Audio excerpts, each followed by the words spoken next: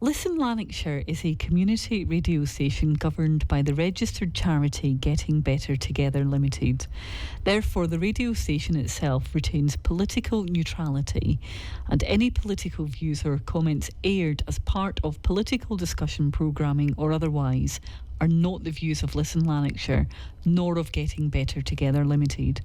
The station has a set of key commitments found on the Ofcom website, and we adhere to all necessary Ofcom rules. For more information or inquiries, please contact us at radio@shotshealthyliving.com.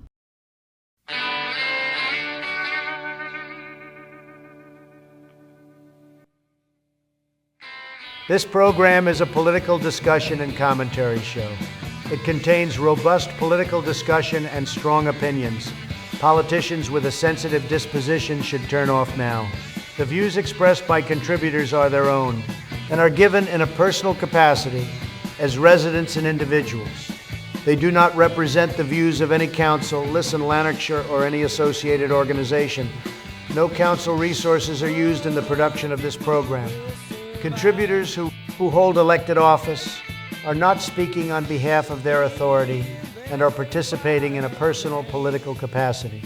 This is a great show, beautiful show, big beautiful show, so big and so beautiful. These guys are great, not as great as me. Who will they offend this week?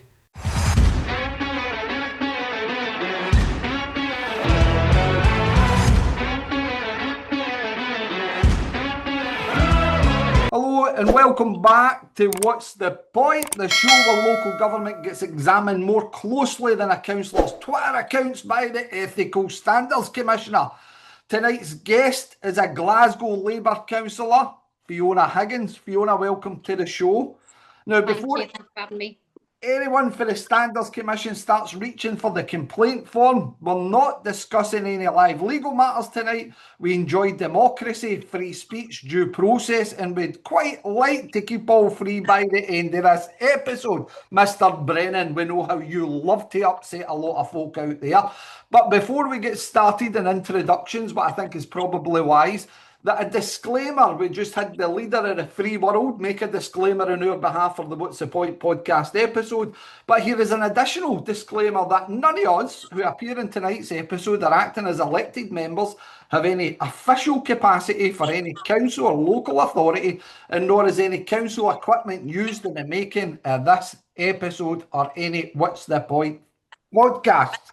So anyhow, without further ado, welcome back to my good pal Jerry Brennan, the Bells of Hill bowler himself. How are you, Jerry? Very well, Greg, and as always, it's an extraordinary pleasure to be here in your company, and it's great to have Fiona here tonight to give us some insight into her own particular challenges that she's experiencing just now, and I'm pretty sure that many councillors up and down the country will be listening in and will be interested in what you've got to say. So you're very welcome, Fiona, and thanks for agreeing to be on the show. Thank you. And tonight, Jerry, we also have our good pal Davy Crichton back after his long tour of Afghanistan. Welcome back, Davy Crichton. How are you? I'm very well, Greg, and always thankful that the golf season has started properly, so you'll see me less and less, but there you go. Well, I hear the live tournament's coming to an end, so you should have a lot of free time in your hands. Senior tour is wide open, though. So tonight's show, as I say, is a wee bit different. We've got Fiona Higgins straight from Glasgow on tonight's episode, so let's kick it off, Fiona. Fiona, tell us a wee bit about yourself. How did you get involved in politics? What drew you to serving your local area and actually actively want to be part of politics? Right, so I didn't plan to become a councillor. I didn't plan to get involved in politics. I became a councillor 4 years ago when I was 35, and I got involved in quite a lot of local campaigns to do with housing. I've been involved in living rent campaigns. I've been involved in a lot of education campaigns because I was a teacher and I wanted to see the quality of education improve.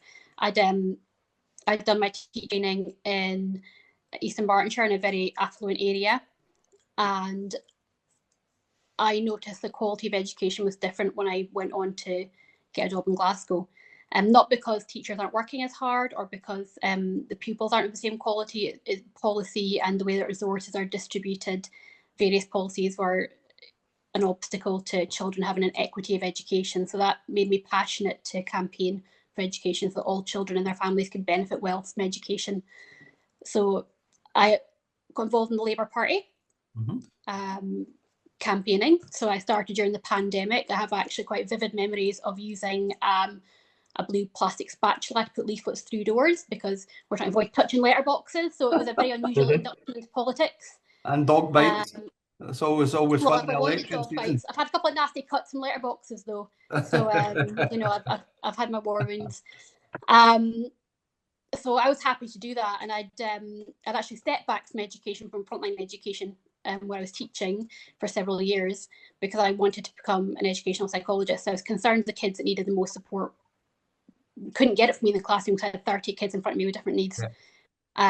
So I wanted to work more closely with kids with additional support needs. So I was going through the training for that. I was doing my master's for that. And I'd been asked to stand for local elections, and it just wasn't what I wanted to do. I didn't want to move away from my plan to, you know, to provide support. I wanted to young people. So someone died actually, Gary Gray, councillor in my constituency in my ward where I'm now the councillor. He died very suddenly just a few weeks before the election. He was very young, he was only 49. And he always wanted me to do the job alongside him. I thought I'd be really good for local families and children particularly. I serve Canal Ward, which is Postle Park, Milton, Rockhill. And there is a lot of deprivation in these areas. There's a lot of inequality and social challenges. So when he died, I was asked to put in an application. Now, I eventually said yes, because I thought, you know, I loved Gary and I loved my local branch. But I was also assured that the panel was closed for new councillors joining the selection panel. And eventually I said, okay, fine, yeah, I'll put in an application. And the panel was closed. And I found out at the Labour conference that despite this, that I was probably going to be the new councillor for the area because the panel was going to be open to interview me. And I was extremely surprised, and that was just a few weeks. So about 2 weeks later, I became the candidate just in time to get on the ballot for the election. And I'd already committed to doing it, so I couldn't uncommit because then we wouldn't have anyone to replace Gary. So it was a bit of an accident, me becoming a councillor. It really was. So education's obviously a fundamental part of why you stood for local government. How would you say that shaped you then as a sitting councillor just now? How would you say that kind of drives you locally? Well, one of the first things I was asked in my first day in the job was, what committees do you want to sit on?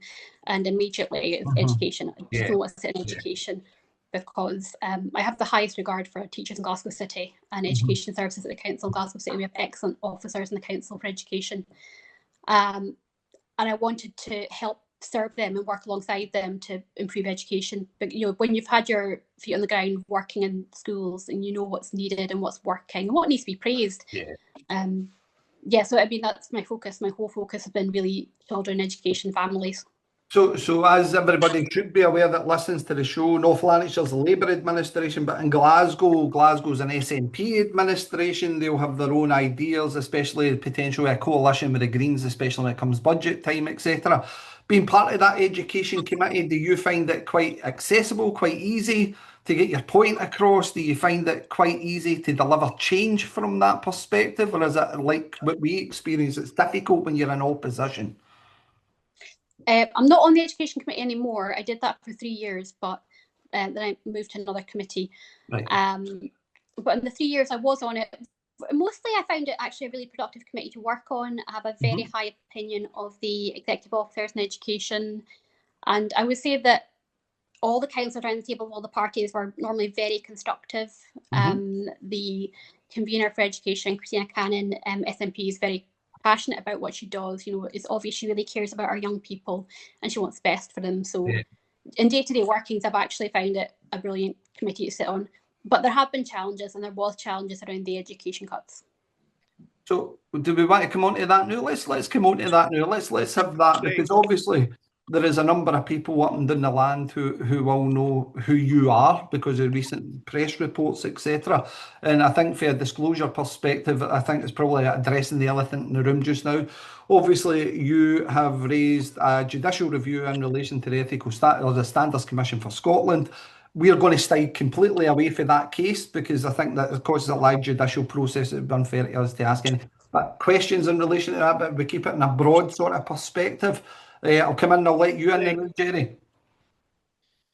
Just one quick question for Fiona. Fiona, was Gary on the Education Committee before you were elected? Did you simply replace Gary? No, I chose my own committees. We all chose our own committees.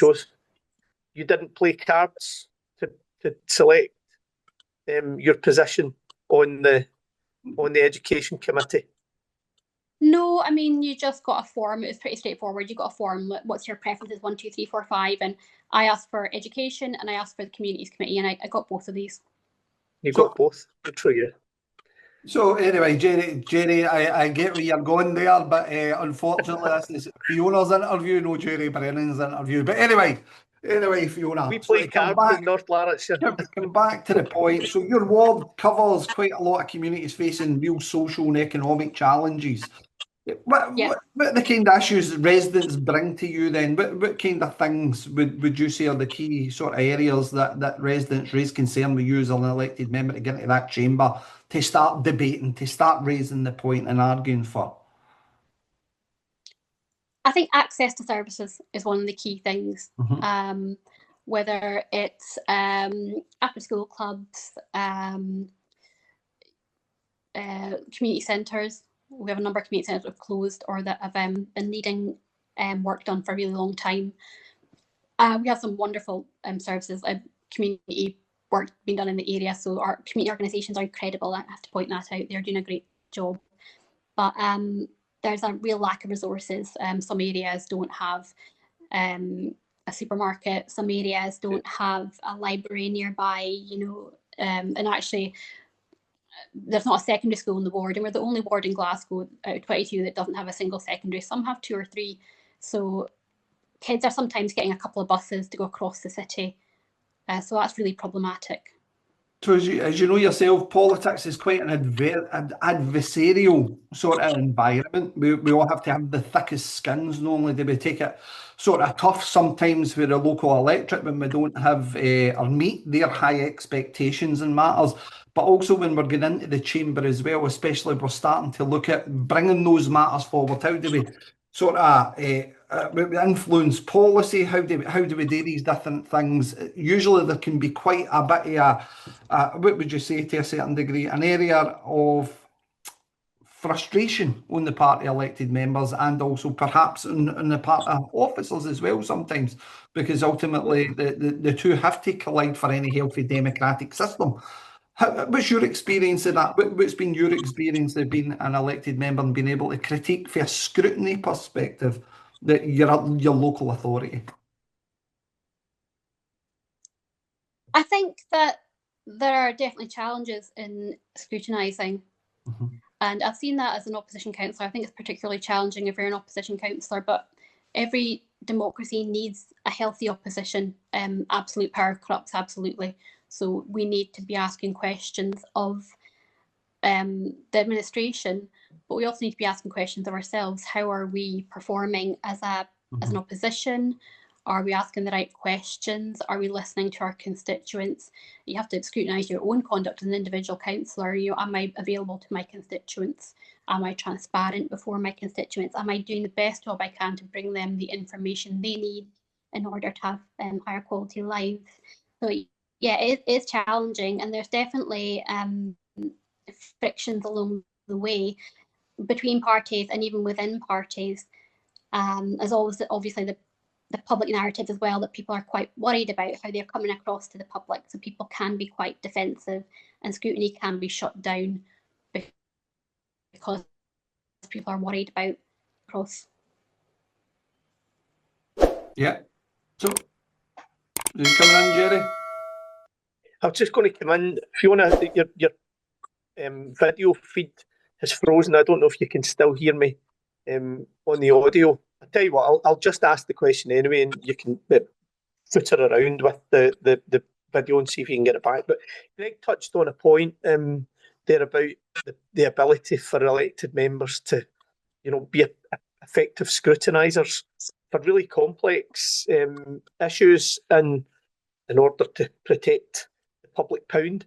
We were watching one of the committees at the Parliament a few weeks ago. It was the Local Government Housing and Planning Committee, and one of the members of that committee had mentioned how challenging it can be for officers of the council, where perhaps elected members can be, really making their life difficult, often needlessly difficult. Do you feel that there's the same on the other side with elected members in relation to officers, or do you think in Glasgow the balance is pretty well managed and pretty even? I think there's a few things to consider in that answer. I guess if I go back to when I first got elected, I was warned very early on, and not just from within my own party, but across parties. I had various people say to me, more than one administration councillor said to me as well, quietly, because it's important to recognise behind the scenes, actually, you do often get on well with people of parties, and I'm sure you know that. Yeah, there's people you can speak to in other parties. Not just my own party in opposition, other parties in opposition, and the party of administration. I had various people say to me, there's certain things you can't ask, certain questions aren't welcome, and you could find yourself getting in trouble if you ask certain questions. People told me about their own experiences. So I was a bit worried about how to ask questions, and I saw other people have some experiences, even with my first year or two, where they were getting emails from certain senior officers that seemed to be discouraging scrutiny or expressing significant discomfort, what I would consider normal scrutiny. How did you feel about that? I mean, did you feel that you were in any way held back from fulfilling the purpose and role that you had been elected to fulfill? Did you feel that you were curtailed by that fear of engaging, if you like, the Standards Commission or the Ethical Standards Commissioner in an investigation following a complaint? I did feel that I had to be extremely careful, which is why I've always been very polite. Well, not why I've been polite. I'm quite polite anyway, but yeah, I've always been very absolutely careful come across as very polite. It's above approach when I send an email, because I've seen polite not work, because it seems to be the nature of not the style, but the substance of the communication that can be unsettling, I think, for some senior officers. So yeah, I've been concerned. But having said that, I think it's also true, and I must say that there are many incredible officers I've worked with, I still work with, who are just, they make the world turn round, and they make my job easier. There are great executive officers in Glasgow, as well as officers at all levels. But I've heard executive officers and officers of other levels also say that they are discouraged in asking questions, and they feel that they can get in trouble employment-wise if they ask questions of officers above them. So it's not just councillors. I think some questions, regardless of who it comes from, is just not acceptable. Just one final question, Greg, and then I'll go, because David's not asked. Do you see an immediate way that could be resolved without major overhauls, if you like, to the governance structures, the Standards Commission itself? Is there a soft way that kind of fear, apprehension, trepidation, call it what you want, could be resolved in a way that would allow a lot more openness between officers and officers, elected members and elected members, and elected members and officers combined, without the fear of action if you ask a question that's particularly challenging or difficult? I'm not sure if there is a soft way, and I'm not sure it's wise to hope that soft ways will work, because where a system is vulnerable to misuse or exploitation, I think there will always be the possibility of that. And because the stakes are so high, because it's public interest, because we're talking about education, we're talking about schools, we're talking about the public realm being kept and made safe, all of our public services, because the stakes are so high, I think that it's really a review of the Councillors' Code of Conduct that is necessary. And I'm actually working quite closely with a group of policy experts and cross-party councillors at Commonweal right now to make suggestions. We're going to do a paper that suggests a review of the Councillors' Code and what needs to be done. And that's, we're talking to many councillors across the land. I would say between us, we've spoken to a couple of hundred councillors of different parties across Scotland, past and present, and at all levels in administration and in opposition. So I think there's a consensus of what the patterns are, what the problems are, and I think that it's our responsibility to make sure the system is correctly used, that it's robust. So it's not about like, is there another way to do it? It's about, from my perception, it's about responsibility to the public. Brilliant. David? Yeah, thanks. Really interesting, Fiona, to listen to some of this stuff, because there's a lot of similarities in, I think, we're dancing around some of the subjects that maybe we should or could approach on this, because it was published, obviously, yourself. You had an issue with the way an education situation in Glasgow City Council was put forward, or that was your opinion of it. And I think we've all been in that similar situation. Really interested to hear that you've got a couple of hundred people across Scotland that have expressed possibly similar concerns. Really keen to see that the need for scrutiny, to me, is absolutely vital in our role.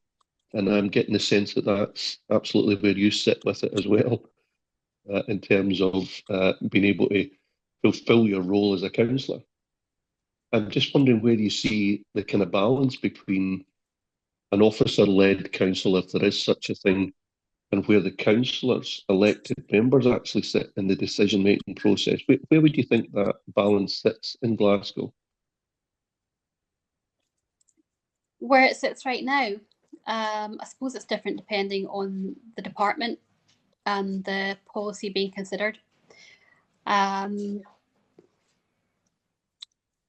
I think that across parties in Glasgow and at all levels, including some very senior administration levels, I've had a conversation with a very senior administration councillor who has expressed concerns that in their words, officers run the show, and that they're afraid to ask questions. And you would think, for the power that they seem to hold, that would be unexpected. It's not the only senior, there's 85 councillors in Glasgow, it's huge. And you can feel that if you're a newer councillor in opposition, that you are more likely to not get answers or maybe not taken seriously. But for people that have been around for a very long time, who've been holding a special remit and power for a long time, you'd be surprised that they feel that they are not getting scrutinised either. And definitely, I did a number of FOIs during this education thing. I don't know if you're familiar with the MCR Pathways programme for mentoring cared for young people, but that was essentially removed in that same budget. I found emails between the city's treasurer and the education directorate and other senior officials, which showed that 2 days before the budget was passed, he wasn't aware that the programme had been cut, and he said, how does this match up with our proposal papers? You know, so, and he's the second highest of 85 councillors, and it's not the only evidence I've got in writing that demonstrates that this seems to be the case. And if you look at the Glasgow exit payments, you've got the leader of the council saying that she was misled by senior officers, 5 of whom approved each other's payments of over $1 million altogether, and left the council with it. And by the time we found out through our audit, it was too late legally to retrieve it. So of course, there's definite evidence that very senior councillors in Glasgow have often no idea what's going on with huge sums of money. And Audit Scotland, the Accounts Commission, said that it was clear these hadn't been seen by elected members, this exit payment agreements. And they called it, I think, a failure of scrutiny, but I may be miswording it wrongly, but along those lines. We've got similar experiences in North Lanarkshire, especially for what you've just described. I'm interested in continuing on the path of when you're elected to council, because all of us say that we're going to be this strong voice for our local area, we're going to stand up and fight for, or we're going to do X, Y, and Z. It's all over our election materials. Scottish Parliament elections weren't that much different there either. But when the reality kicks in, once you are elected, and once you do go in, there's a local decision that's going to impact, let's take Ruckhill Community Facility for talking sake in your own area. If it's a case the local community are outraged and everybody's all standing up, Fiona has to get in there and into a committee and actually make the case to keep that open.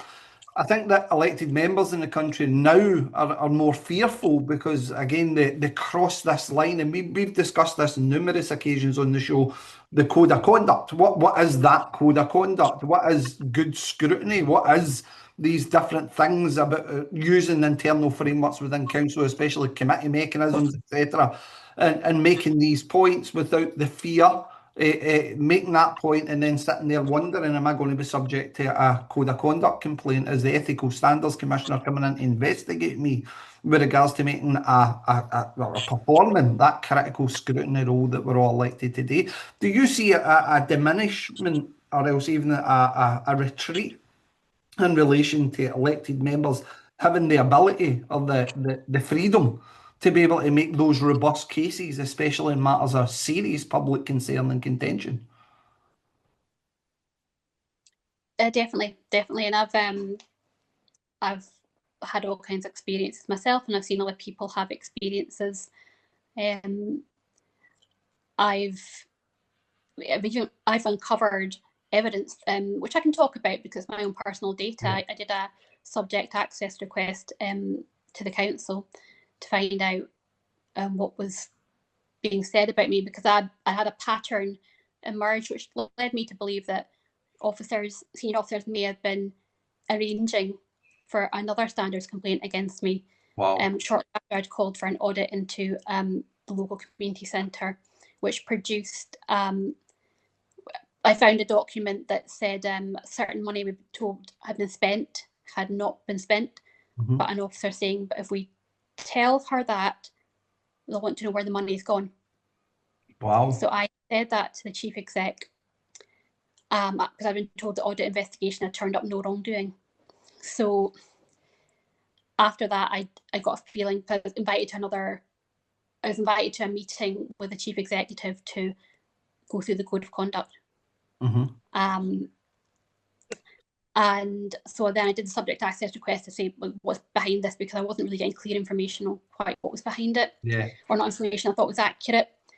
And I did find in what they handed over to me that there was evidence of officers arranging to bring a code of conduct issue against me. So an officer had said they have something that can be added.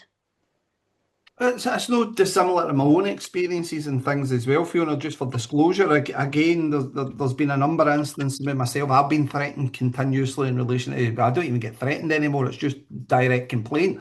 But the reality is, I think that we have an imbalance in the system now, and this is my personal opinion.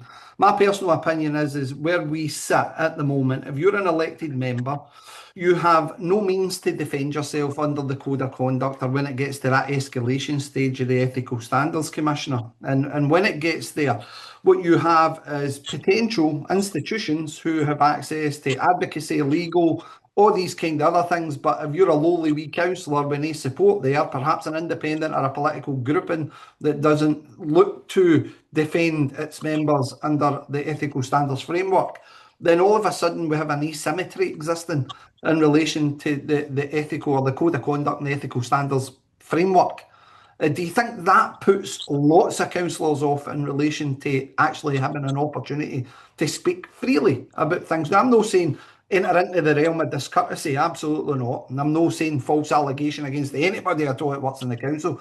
There has to be this element where freedom of expression has to be allowed, because I think we're in a perverse situation now where anything at all can trigger a complaint.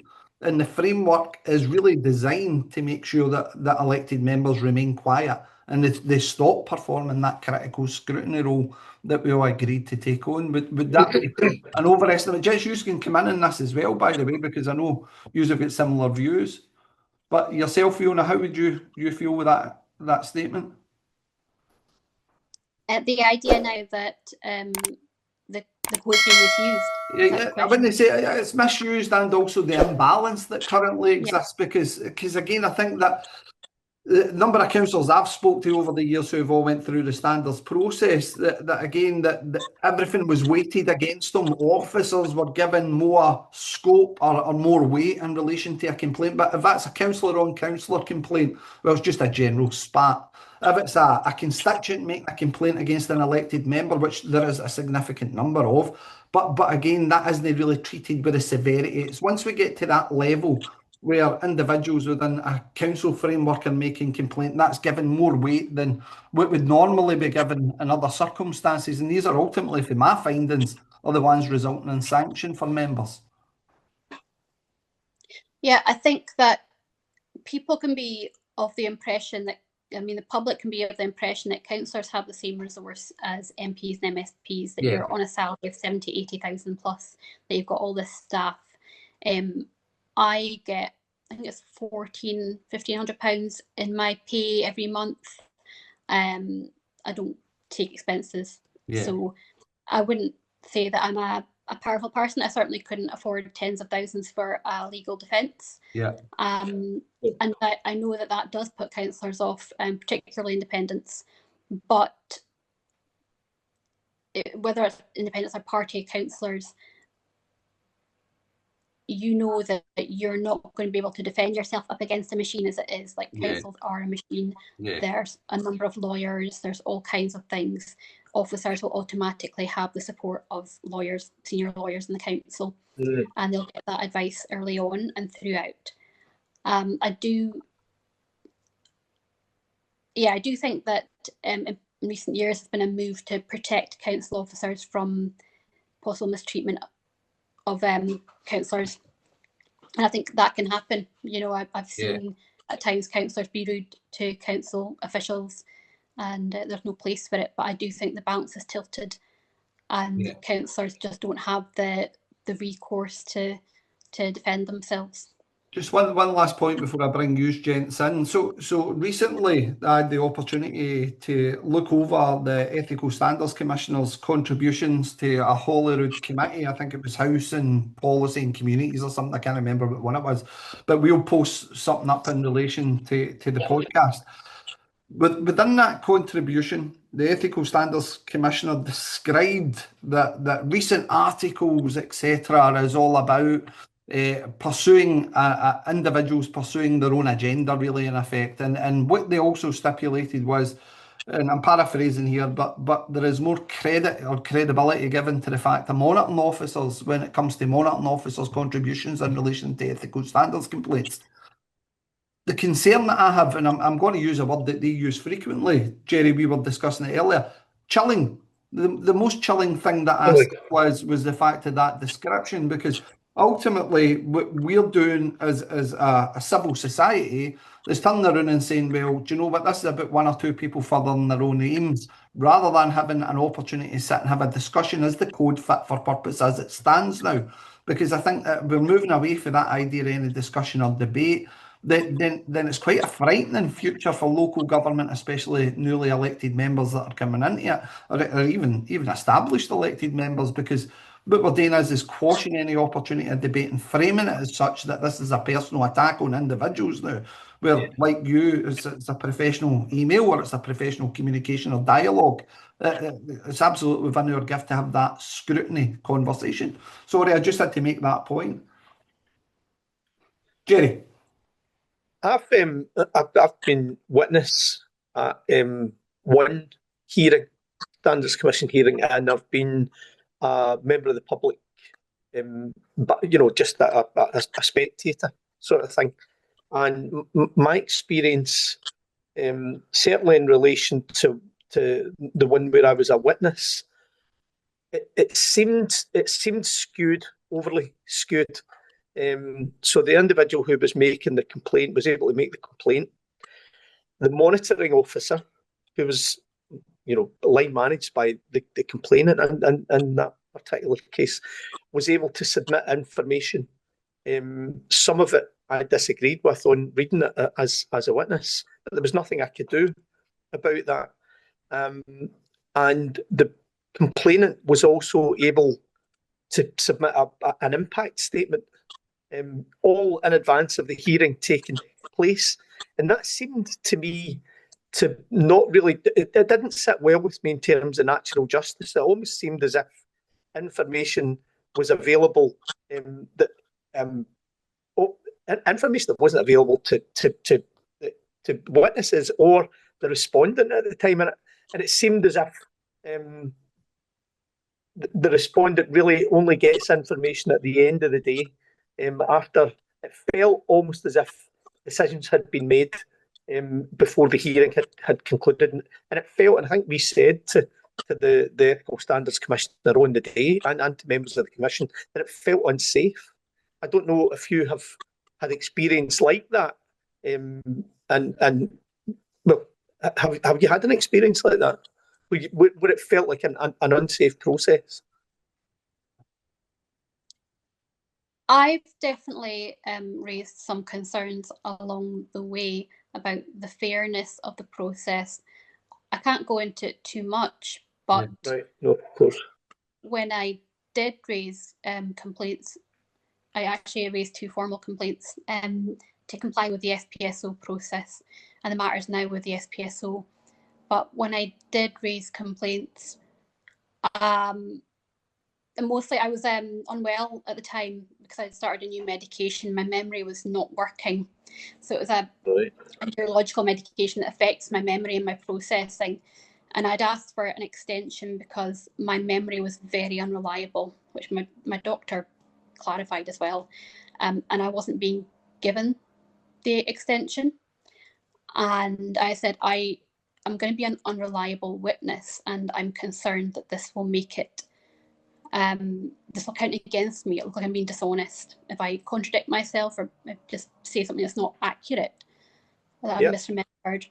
And I had to actually go through a 2-stage process before I was granted an extension, but this went back and forward for weeks. And because so many emails have been exchanged back and forward, most of them were me saying, what evidence do you need from me? And it never been clarified. When I was granted that, I got a stage 2 response, and it was stage 2 response finally called it, where they did actually grant me an extension that would take me to my medication stabilising. And I asked under a subject access request for the earlier drafts because it was called final. And they responded to me saying that they have restricted my communication and I'm no longer going to get any responses from them. I'd also sent an FOI about disability rights, and they said that no. From the SPSO or from the Commission? The Ethical Standards Commissioner. So they said I was no longer allowed to be in contact with them, that they would file anything I sent, but they wouldn't respond to me.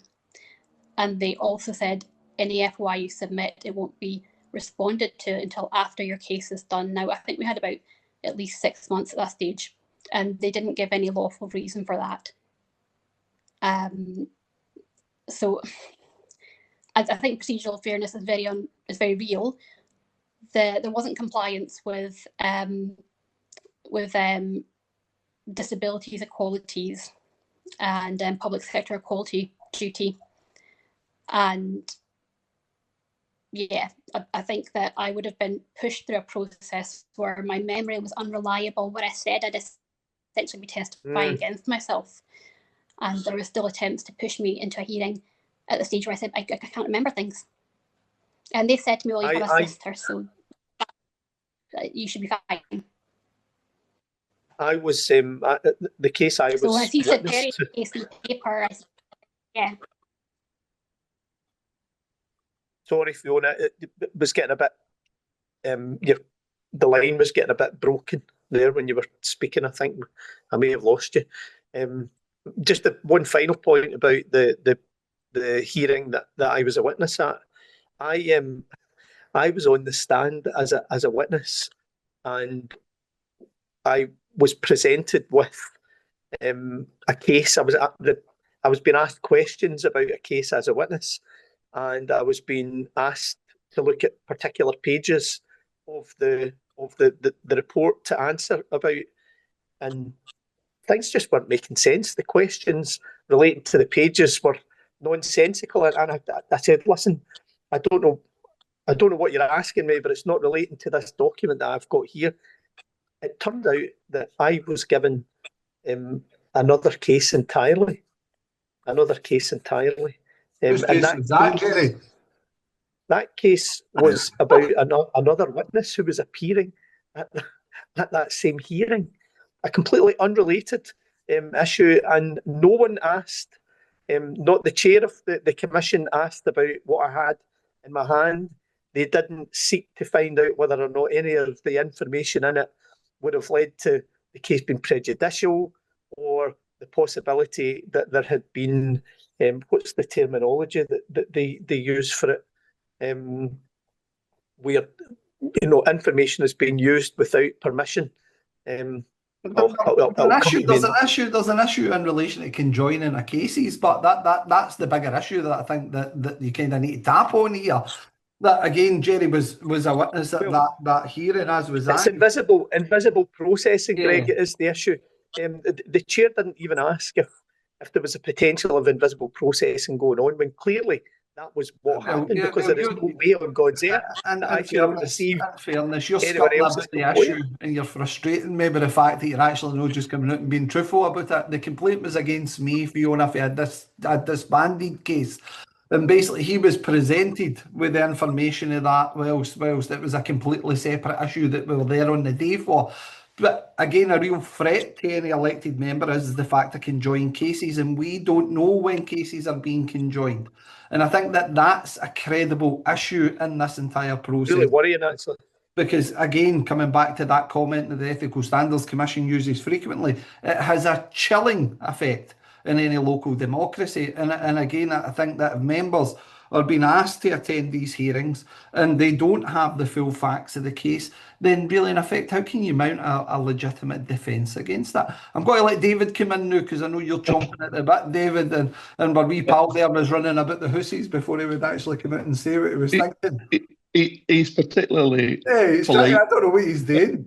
And I'm not entirely sure why, but effectively the case that he was a witness at was mine, Fiona, so that you're aware. And it's a closed case as well. So I had gone through the process. I'm going to say similar to yourself, but they don't touch on yours, I understand that. So I'd been asked to submit evidence productions. A hearing was called after the Ethical Standards Commissioner had arrived at a decision where I had been in breach of the code for disrespect, but was protected under European Convention of Human Rights, Article 10, freedom of expression. And I was actually surprised that it had gone to a hearing. That was first stage, but we got to a hearing. And what everyone has to understand is that when you make your own defence, you go into these things expecting to have the ability to defend yourself.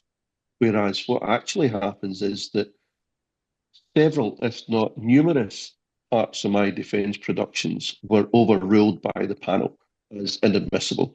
They weren't allowed to be discussed. Jerry was first witness up. I wasn't asked to ask Jerry certain questions that I had made in my defence. They weren't allowed as well. And I was continually interrupted and corrected about what I could do, what I could say, and what I couldn't say. The very fact that a witness that was there appearing for me was given a separate case to Greg, who was another witness at the same case on my defence, is just quite unbelievable. So you talk about imbalance and you talk about organisational imbalance, and I absolutely prescribe to that. It's unfortunate that councillors are elected on the basis, as far as the public is concerned, to put their trust in individuals to be able to make representation for them on their behalf on certain issues that come up. And what happens is that if it gets too close to certain issues within council that maybe officers don't want to make overly public, or even senior elected members don't want to make overly public, is that all of a sudden the code of conduct rears its ugly head and you're being disrespectful, or you're being discourteous, or my whole case suffered from, and I'm going back to the Ethical Standards Commissioner just shortly. I'm rabbiting here, but I've got to get all these cases out before Jerry jumps back in. Is that the individual points that were being made were absolutely crucial, but the Commission and the hearing panel was all too ready to accept almost verbatim the word of the then monitoring officer. Now, it's not the sitting monitoring officer, I've got to be absolutely clear on that. And you look at the facts and you look at what was presented as the evidence against me and my alleged behaviour, is that not only was it embellished and exaggerated, some of it was factually incorrect. And yet that was evidence that I was not able to produce, not able to discuss, not able to question and put forward as part of the defence. You can't have a system where elected members are put there by the public to serve the public that's there, and because officers or senior officials or anyone else decides that that's getting too close or it's getting too awkward, is that you're going to put them in a position that effectively closes them down. And just in finishing, it was interesting, Greg, if I can throw some stats at you, because that's what I do best, is that committee that you were talking about, I looked back at the figures, and the Ethical Standards Commissioner, I think, was saying, the need for the code of conduct to be there for protection of public and officers and everybody basically. And I absolutely support there is a need for a code for conduct, absolutely, that it just needs to be fairer. But some interesting stats between 2020 and 2025, and this is their own stats, is there was 1,138 councillor complaints handled by the Ethical Standards Commissioner. That's over 5 years, so that's roughly about 220 a year.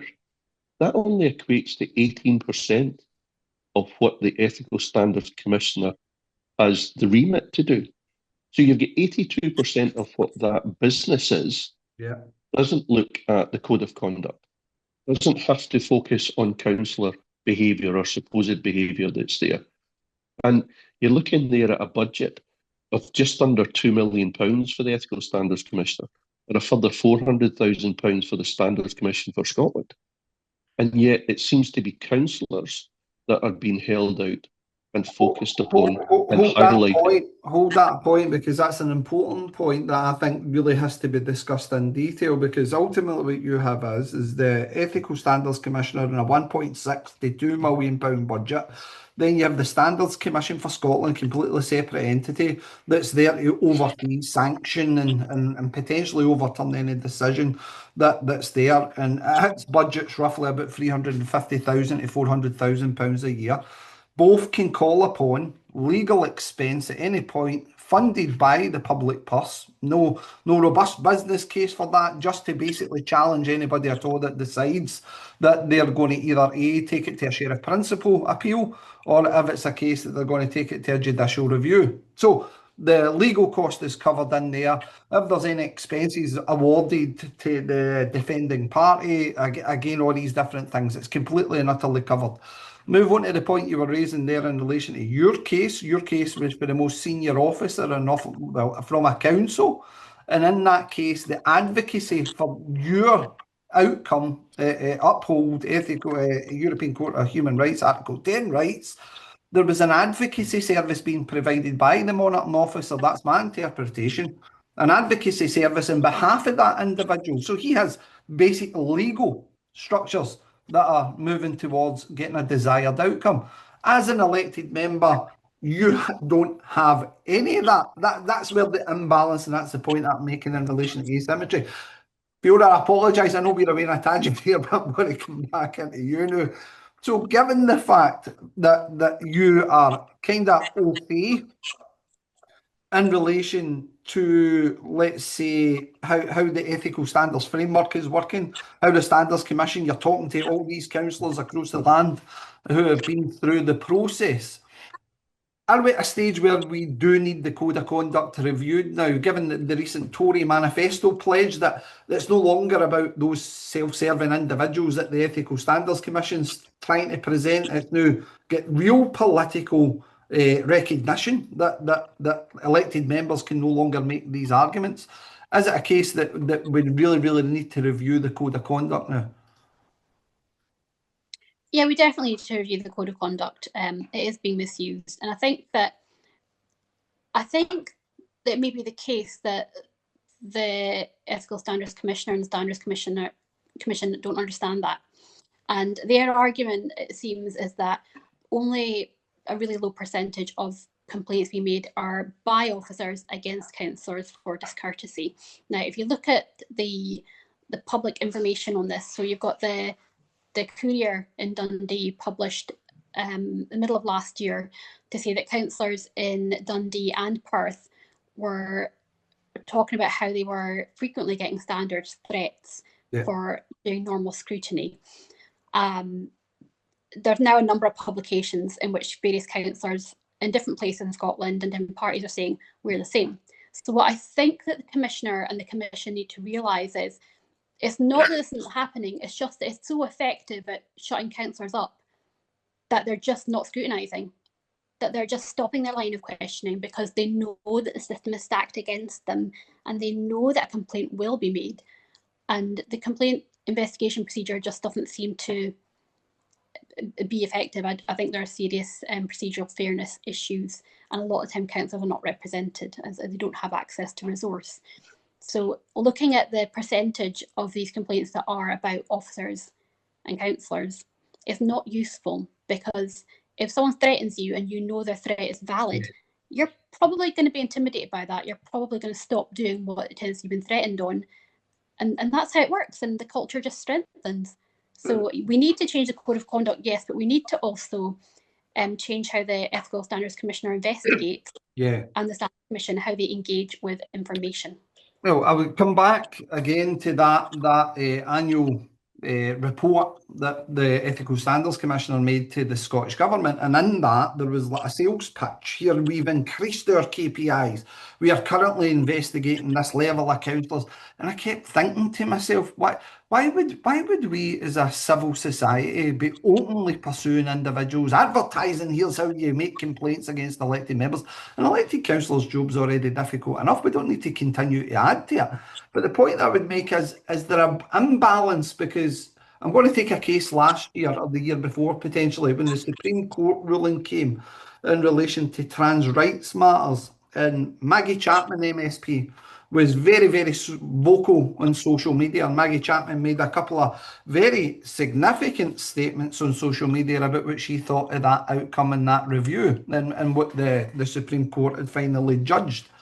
Maggie Chapman's comments, rightly so, from internal politics within the Scottish Parliament, were allowed to be made. They weren't restricted for freedom of expression, and when it came to the parliamentary debate, the majority of members in that chamber defended her right to have that access to her Article 10 rights.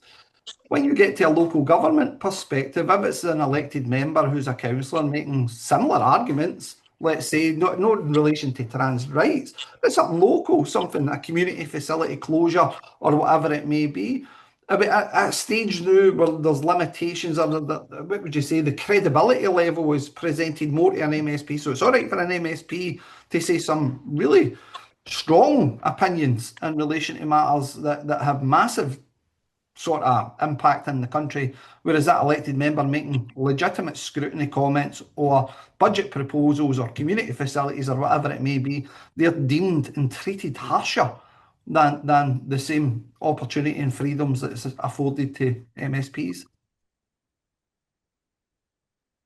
Yeah, I think that is the case because of the two routes. Of course, councillors go before the Standards Commission once they've gone through the Standards Commissioner process. So for anybody watching that doesn't know that, there are two different processes. MSPs go before the parliamentary committee, whatever.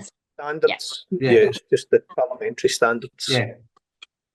And if you look at people who are going through that process, like for Ash Regan, for instance, I mean, on a personal level, I don't believe that she should have been found in breach because there was never an investigation to compromise. So there's a lack of logic there. A complaint was never made.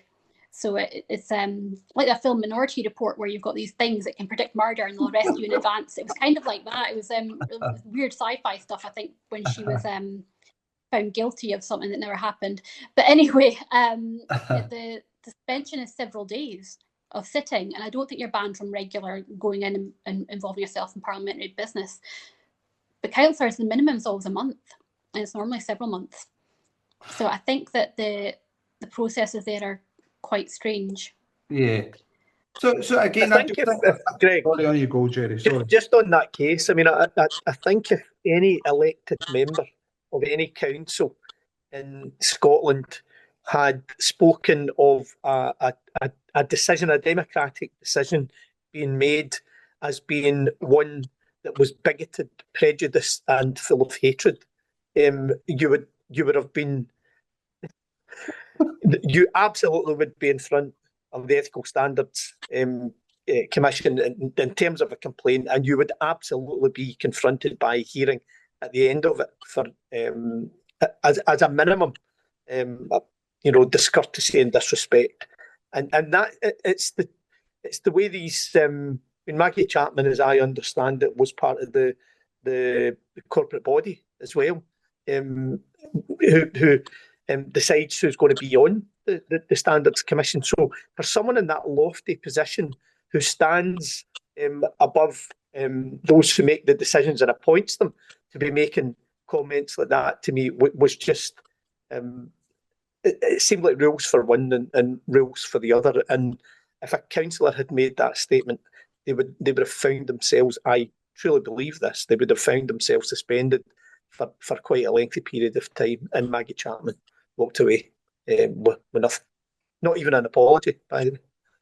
But Can I just touch further on? Sorry, you go. Sorry, you go. It was just the imbalanced nature again. I feel we really need to highlight the basis of, even when you're working through this process, is that councillors, and especially newly elected councillors, because like Fiona, this is my first term as it is for Jerry. So, you do come up against these things, and all of a sudden... In my other life, David, in my other life, not as I'm speaking here today as a member of the public.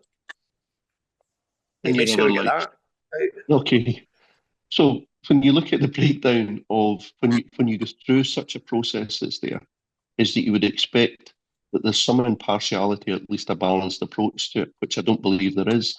And then when you arrive at the end game, when you actually have to attend a hearings panel with the Scottish Standards Commission, is that as it stands just now, my understanding was that that panel was to be a make-up of representation of society, so that they would look at the evidence that was presented and take a fair view, an overview of whether it was likely to be, on the balance of probabilities under civil law, etc., that you had either broken the code or you hadn't. What we've got the situation just now is that we have on panel members, we have a trained solicitor who was a monitoring officer within the council. We have an honorary sheriff and a justice of the peace. And the individual running the Standards Commission for Scotland is also a trained solicitor. And you've got to think, we Joe Bloggs, the councillor, rolling up to that environment, what chance do you have, even on a legal context, to be able to put forward your case, to be allowed to be put forward your case, to try and defend yourself, when it is so heavily imbalanced? And I just find that, the general public, I don't think, would be aware of it. Certainly, I don't think most councillors would be aware of what it is that they're facing. And that's why, Fiona, for what it's worth, the work that you're maybe doing, or the stuff that you're doing in the background, I think is absolutely vital. And the very, very best of luck with it. Absolutely. Thank you. I would say in the imbalance aspect, it's worth remembering that although there is an imbalance there and it's very real, I don't know that those running the ethical framework of Scotland recognise it. So the Standards Commission have been consistent in their communications that it's very rare to appeal their decisions, and they seem to use this as a justification of their processes. But when you look at when people do appeal, which is rare because they don't have resource, when they do appeal, they're very often found in favour of, or the Commission won't challenge it. So Article 10, Michael Breslin had the landmark case 10 years ago, before my landmark case on free speech. And this should have made the case that they were doing their Article 10 proportionality assessments properly. You've got the case of Councillor Malik in Aberdeen, He's a Labour councillor. So he appealed his decision against him. He was suspended for a month. And it was for something he said in a committee, not to an officer, to another councillor. But when he appealed it, because he had access to legal resource, unlike many councillors, the Commission decided not to challenge it. And they posted on their website that this was because after taking legal advice, they had been informed that they had made an error of law, or error in law, because they'd not done the Article 10 analysis properly. And when you look at my case, when challenged, and of course we know because there's a commission hearing, that's public knowledge, we know that the Standards Commission challenged my right to bring the judicial review, my judicial review permission was successful. And that's because I have extraordinary resource given to me by somebody who has resource. There's several cases I know of where people have challenged and they've had some success, or there's not been the Standards Commission hasn't challenged when they've been challenged. So I think that when people do have the resource, they're doing well. There's a councillor I can't recall the name of, but during the pandemic, he, because he'd been in close contact with somebody, he couldn't attend his hearing. He asked for it to be suspended or, postponed. The Commission chose to go ahead without him, like they did for Sid Perry recently, who was too unwell to attend his hearing. So they went ahead with the hearing without him. This ended up going to the Sheriff Court, and then I think it went further than that. I think it went to the High Court or the next stage. And the judge decided to remit it because they shouldn't have had the hearing without him. And yet we see a couple of years later, we see Sid Perry in the same situation where he's not well. He's got all the medical evidence in the world I have seen the communications, and still the hearing is going ahead without him. And he's got a second hearing coming up, and he was showing evidence that he was very unwell, recovering from surgery, and the hearing was going to go ahead without him again.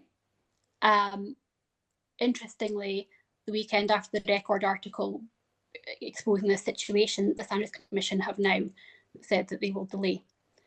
But it seems when people can challenge, when they're in a position to challenge, it does actually seem to go in their favour. And that tells me that this is a resource-based imbalance. Well, again, I can talk to personal experience because I've been through the Standards Commission complaints process. I was sanctioned, and in my belief, it was improper sanction because the level of sanction it was imposed for 2 Facebook comments, basically, that was effectively what it was. When I appealed, there was a couple of things that I know of interest in relation to that appeals process. One, the Standards Commission for Scotland are not forthcoming with any information on how to properly appeal, where your Sheriff Principal Court would be. So let's frame that first and foremost. The fact that an elected member has to write to or lodge papers within the local sheriffdom to take forward for an appeals process, I find that absolutely unfair. In addition to that as well, what we had was that confusion that existed. We're in North Lanarkshire, we're a wee bit an anomaly because we've obviously got Airdrie Sheriff Court, but we would think that would be where the Sheriff Principal sat, and you would also come under Glasgow to a certain degree for Glasgow Sheriff Court, and then you've got Hamilton Sheriff Court, which is in South Lanarkshire, so we're in the middle, a sort of triangle sheriffdoms. We'd lodged papers in Glasgow in relation to my appeals process, and rather than Glasgow, because they've never experienced that, they've never dealt with a Sheriff Principal appeal process, they didn't know where it actually sat. So by the time they eventually transferred that over, our Sheriff Principal sat in Hamilton. By the time they had handed that over, that wasn't a case that we'd missed the 21 days submission deadline. It was a case that for 3 or 4 days it sat within Glasgow for somebody to decide where that goes. By the time they transferred that over to Hamilton Sheriff Court, the right Sheriff Principal area, the Standards Commission seen that was an opportunity to get the case just completely dismissed. So rather than judging the case on its merits and whether or no that was a fair sanction to have issued in relation to 2 Facebook comments, again, they had went to the cost of about £30,000 of public taxpayers' money to try and quash that case before it gets there. The question I would have for you is on the face it, and considering the work that you're currently doing, is the appeals process fit for purpose? Because ultimately, I would rather see personally that an appeals process in existence, taking that away from a court setting, but ultimately having, let's say, trained solicitors, people who are peers, former councillors, potentially MSPs, MPs, it doesn't really matter who it is. But the reality is taking that away from that very labour-intensive, cost-inhibiting process of taking it through a sheriff court appeal. Do you think that's potentially something that we could hopefully see in the future? I think we definitely need change there, and I think without saying too much about my case, it's clearly the case that there was feelings of procedural unfairness from myself and my team. Yeah. And that's obviously why we did the judicial review. I think that's fair to say because that's public domain. Yeah. So the commission did challenge permission to proceed on the grounds that there is a Section 22 appeal to the sheriff and that is the proper route. So they wanted it to go through the hearing and then go to appeal if there was issues. So that's all reasonably public information because they're public about the Section 22 appeals process being the proper route. Now, a judge decided, Lord Sanderson decided that it was appropriate to proceed to full judicial review. Yeah. He could have decided, to uphold their argument and well, there's a proper route already in place, but he didn't. And I think the inferences from that are quite clear. Mm-hmm. I would personally say that asking someone to go through a process that is unfair because they have the right to appeal later is not natural justice. Yeah. It's not civilised. Yeah. And the Standards Commission naturally are focused on making sure that politics and public life is civilised. Mm-hmm. So I think having an uncivilised approach to the hearings procedure, where you just have to do it, and if you're unhappy, you can appeal later, which is it's tens of thousands, extremely expensive. Yeah. Nobody has that money. Very few people anyway. Yeah. I think that's unreasonable. So no, we can't continue with this appeal later if you've been unhappy. I suppose I could compare it to something like criminal law would never work like this. It would never be the case where someone could threaten to, punch you and you'd be told, well, but you can always, make the complaint later if you're not happy with this. Obviously, you shouldn't be allowed to go around attacking people or mistreating them. So there's obviously loads that I think that the similarity in cases across the country. Again, I've met individuals or spoke to individuals down the borders who are on a 3-month rolling suspension with no hearing date in sight, and then you get to Sid Parry's case, suspension with pay removed. And then you get to the punitive actions that you're starting to see because people are actually now starting to question whether or not it's fit for purpose, the current code of conduct, and whether or not the process or framework is currently fit for purpose. The punitive action seems to be getting harder and harder and harder. And I think that it's only a matter of time before we start seeing suspensions to inhibit people from restanding.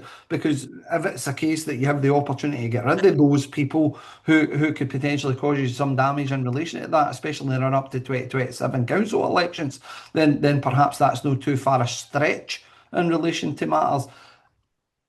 Well, it's interesting you should say that because in the case of, I believe it was the same case anyway, the individual that had their case remitted because he shouldn't have been suspended in his absence, the panel had been found on appeal to have misdirected themselves in law because they had written that although this would the suspension would cause him to not be eligible to stand in the election because it was a council election coming up, that they didn't feel he was fit for public office anyway. So they wrote that in their decision. Wow. And that was a couple of years ago now, and I believe it was Roddy Dunlop defending the individual who said they essentially misdirected themselves. And what was the charge in that case? Do you know, Fiona? What was the charge? What would have been charged with? I believe it was discourtesy. Wow. Towards other councillors, I believe, though. Wow. Wow. I'll send the link later to look at it. But the panel have been known to direct themselves. So I don't think we're looking for that happening. It's already happened. Yeah. David, sorry. No, But also, just to... actually, before I forget, I have a colleague who was facing a hearing. It was recently dismissed. It was planned. The date was planned for it. There was never any independent evidence of what he was accused of. There was a number of politicians of a different party who'd said that they'd overheard him say something. And so he had a hearing planned. He was due to go on a committee at full council.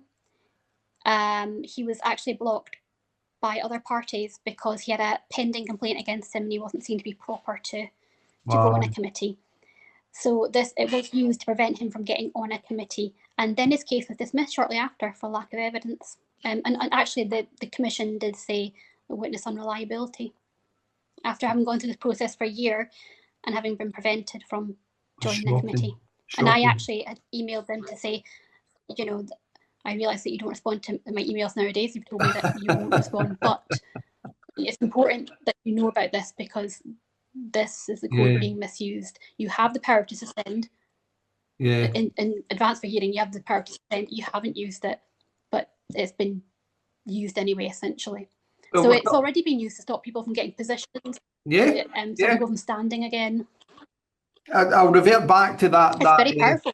Of course it is. I'll revert back to that committee hearing, which I found absolutely staggering. When the commissioner was asked whether or no the code of conduct has actually been weaponised, we hear it frequently as elected members. One of the key phrases that will always be passed to you in some capacity or guise is the code of conduct is now weaponised. Whether it be for officer function, elected member function, by a Scottish parliamentarian function, doesn't matter who it is. But the reality of the situation is again, when it was posed to him, do you think that the code of conduct has been weaponised? Absolutely not. And you're looking and you're going, well, the experience, goodness, there's 77 councillors in North Lanarkshire. I'm sure there's 80 odds in Glasgow, and then we start to go across to the 32 local authorities. Well, every one of your opinions would be significantly different. But I'm going to kind of give you a wee bit of good news. The interview's coming to an end. You'll be glad to hear. But any other points quickly, gents, before we kind of try to tie things up? Just one, Greg. Sorry, David. You're not sorry at all. His voice is more important. No, I am. Fiona, if Judge Sanderson, your case will go whatever way it will, and you know, justice will ultimately make that decision. Do you think you would have been denied justice had you not been fortunate enough to have a benefactor, financial benefactor, and effectively you would be at the mercy of the commission, were that benefactor not kind enough to have stepped in and filled the financial breach? Do you think you would have been denied natural justice? Yeah, we can hear you. Called me at the wrong time. Yeah, I definitely think that without the benefactor, I would have been denied. Can you hear me? Yeah, can hear you. Yes. Can you hear me? Yeah. So yeah, no, I definitely think that I would have been denied justice without the benefactor. My case is so far it's cost I think £200,000. Wow. And we've got public law experts working on it. We've got 4 public law experts working on it. So it shouldn't need that, but that seems to be what you need to actually challenge the system. I mean, that's more than what my house costs. Got a nice wee house in Mary Hill. I mean, I would never have this kind of money. So yeah, it takes an extraordinary resource to challenge the system, and I really hope that we achieve something here that will make it easier for other people to challenge the system. And that's why I'm working with Commonweal, doing the research we're doing, identifying the patterns we're identifying, particularly around people having fair process, access to witnesses and evidence. I'm seeing some incredible patterns emerging across the couple hundred councils I've spoken to now.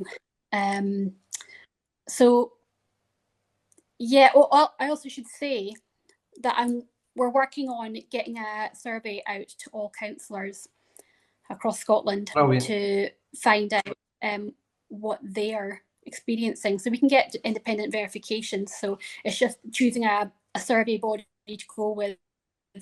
Yeah. That comfortable with. So that'll be the next update. A councillor survey was done in New Zealand, and they found remarkable patterns, the same as what we're seeing here. I remember I was trying to figure out an organisation to do a survey with months ago, and then I realised that New Zealand were 2 steps ahead of me and they'd done it already. So it was a relatively small sample size, but it was nearly 100% of councillors of all the parties sampled. Administration, opposition of all tenures said that they had experienced a council code of conduct being used against them when they're trying to scrutinise. They also had a consultation because they were updating the council code of conduct, and various organisations were saying it is baked into this code of conduct that councillors will effectively not have freedom of speech, and they will not have a presumption of enhanced free speech needed for political debate. Well, I was elected in 2017, and what I can say is my first term for 2017 to 2022, the strength of the code and how the code is enforced, etc., didn't exist in my time in 2017. You heard of the odd case being progressed, but really in effect, I would say since 2022 until present is where the significance now seems to be, and especially when the code review and the elements of the code are obviously handed to greater weight to certain individuals, that we find ourselves in this position. Right, gents, I take it, David, you just want to come in with a quick point and then we'll finish up. That's a very, very quick point. At the time of going through the Standards Commission hearing process, 88% of these cases resulted in sanction for the panel. Yeah. I think that's an incredible number. That's been done. Thanks very much for the opportunity. Cheers, David. Fiona, listen, I hope that wasn't as painful as what others might find, but as I said again, we can only thank you, and in particular keep reverting back to the ethical standards contributions at that committee.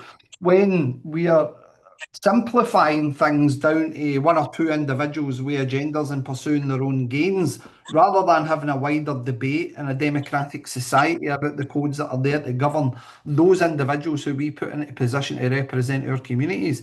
I think that there is a serious misgiving and shortfall in that wider debate can't happen. Thank you for everything, and to be honest, power to your elbow, because it definitely needs individuals who are prepared to be outspoken and even at their own detriment, because ultimately that's how we change the current framework for what it is. And I think it's an important point to finish on as well, that we're not advocating here for the withdrawal in ethical standards framework. Absolutely not. We agree with it. We think it's important in any democratic society that it has to be in existence. I think it's just that elements of the code have not fell in line with how society has progressed. Obviously, social media back in 2017 wasn't the same as social media now. And I think that if the code hasn't been currently updated perhaps once a year, or every couple of years in cycles, especially council cycles, then we're going to see a lot of people fall by the wayside in relation to being victims of the code rather than being there to serve and protect what's most important. Fiona, thank you so much for joining us. Thank you. Thank you for having me.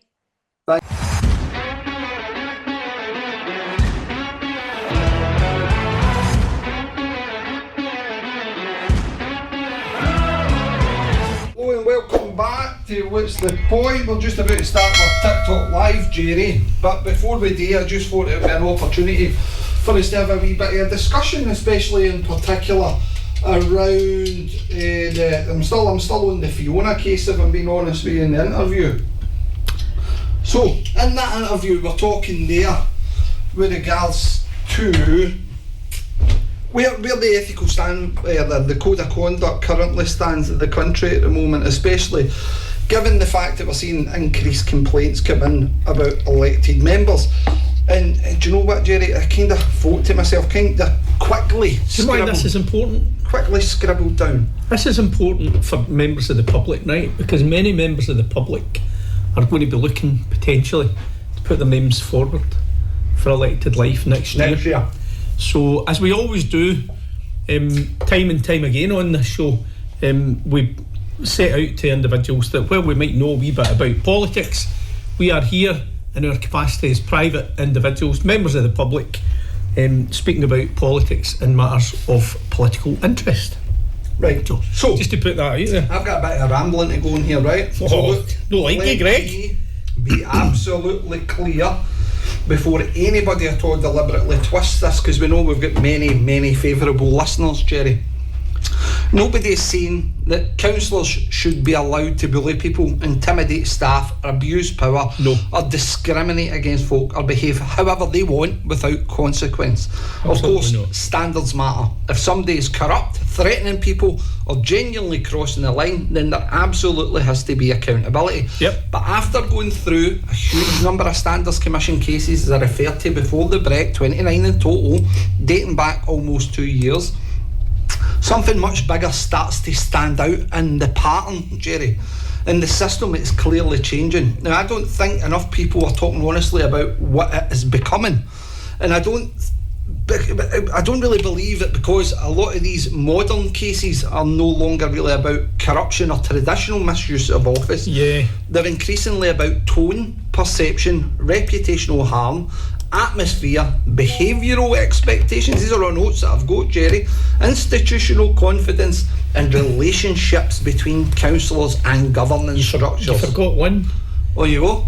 Feelings. I'm coming to my feels in a minute, Jerry, because that is a massive shift. Politics is not a workplace, and we need to be very clear about this. Councillors are not employees, and democracy is not supposed to function like a HR department. Politics is adversarial by nature. That involves disagreement, scrutiny, challenge, opposition, conflict. Sometimes people get angry, some people are offended. Other times, institutions get challenged very directly. That's no dysfunction, it's called democracy. And what worries me is that the standard system increasingly treats political conflict like a workplace. Because once you move away for regulating clear misconduct cases and starting to regulate things like tone, impact, offence, atmosphere, reputational damage, or feels in modern politics, offence has become subjective, and subjective rules create dangerous systems. What one person calls robust scrutiny, another person calls disrespect. What one person calls political challenge, another will, quite rightly so, call it intimidation. And what one person calls speaking plainly, another person will say this is a legitimate campaign to besmirch their character. Again, completely fabricated statements. However, if that's a feeling, then that's what they believe. And if the rules are too broad or too subjective, almost any strong political speech can potentially become sanctionable depending on who complains, how uncomfortable people feel, or whether institutions perceive challenge as destabilising. That creates a real danger of chilling democratic expression. People start watching every word. Opposition politicians become cautious, scrutiny gets softened, and complaints procedures risk becoming tools of pressure instead of protections against genuine misconduct. And there's another constitutional problem nobody seems able to answer properly. When does a councillor stop being a councillor, Jerry? Because the Code of Conduct does not identify that point. Elected representatives today are politicians, campaigners, commentators, private citizens all at once, yet the boundary for what the code applies often feels vague, inconsistent and retrospective. In practice, it can sometimes feel like the code is simply switched on whenever political speech becomes controversial enough. And another thing that stood out for the 29 cases when we reviewed it, Jerry, a remarkable number, as I said earlier on, I think it was about 14 cases that came through that Standards Commission hearing process, and there was about 14 of them made by chief executives directly against elected members. In addition to that, there was monitoring officers, governance staff, senior officers, or institutional management structures. Now that matters, because it suggests the system increasingly revolves around protecting institutional governance, relationships and organisational confidence, not just protecting the public from corruption or abuse of office. There's another imbalance people rarely talk about openly. Senior officers have access to institutional support, governance advice, legal protection through the council structure itself. Monitoring officers are embedded within that system. Yes, they are. Councils have legal departments. Governance structures exist to support officers to navigate complaints and risk. But councillors, the elected representatives themselves, the very people who you put a cross next to make sure that they are representing your community, your best of their ability, often don't have an equivalent legal backing or independent support when facing standards complaints. Fiona Higgins is an anomaly, a complete and utter anomaly, because she has got independent backers, advocates, cases, everybody else all fighting her case at the moment. So you can end up in a situation where unelected governance structures are institutionally protected, complaints processes become heavily proceduralised, and elected members are personally exposed financially and legally. That creates a very uneven playing field. And again, this is not an attack on monitoring officers personally. They perform an important statutory role. Indeed, they do. But constitutionally, we need to recognise what is happening. Unelected governance systems are increasingly exerting influence over the practical boundaries of acceptable democratic behaviour. Now, that is a serious issue in any democracy, because people don't elect councillors to behave like middle managers in a corporate compliance seminar. No. They elect them to challenge power, scrutinise decision, ask difficult questions, upset constitutional institutions, and sometimes say the things that are the most uncomfortable. Yep. That does not mean bullying should not be tolerated, but neither can democratic politics be regulated through disagreement itself as a governance risk. Yep. And I think that there's a central question now emerging across Scotland, that where is the line between regulating genuine misconduct and regulating democratic political behaviour itself? Because if we lose that distinction, we stop protecting democracy and start managing it, and all of a sudden the code of conduct just becomes a HR handbook. That is a fabulous, you call it a monologue, but it's not. It's actually a really accurate and thoughtful breakdown of the reality that exists. And you made a good point there, Greg, around the point at which the code of conduct is engaged. Again, I say this for people out there in the public who are considering putting their names forward. Just because you are an elected member, a councillor, for example, that should not mean that every waking hour of every day and every action that you take, if you can be deemed to be acting as a councillor. Generally speaking, you're only acting as a councillor in your official capacity.